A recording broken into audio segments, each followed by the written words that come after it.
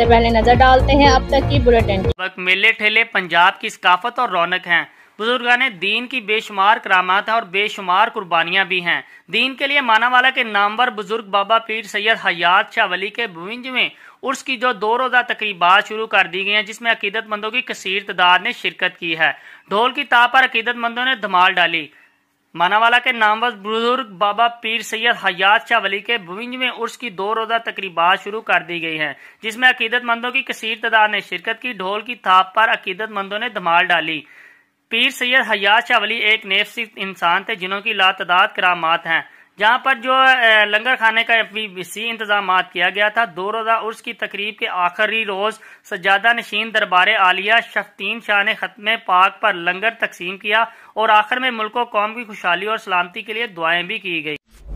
Sanitary और tiles की दुनिया में एक जाना पहचाना नाम मिर्जा सैनिटरी स्टोर, जहां मिले सैनिटरी की वसी और दीदा से वैरायटी जो चले साल हर साल। टाइल्स के खूबसूरत रंग जो बनाए आपके घर को और भी खूबसूरत, जिस पर है सबका एतमाद। गुजरात का सबसे बड़ा sanitary and tile store Mirza sanitary store. एक बार टाइल्स और सैनिटरी फिटिंग्स लगवाएं, फिर उम्र भर के लिए भूल जाएं। बरसों से आपके भरोसे और एतमाद का नाम Mirza sanitary store, railway road, Gujarat.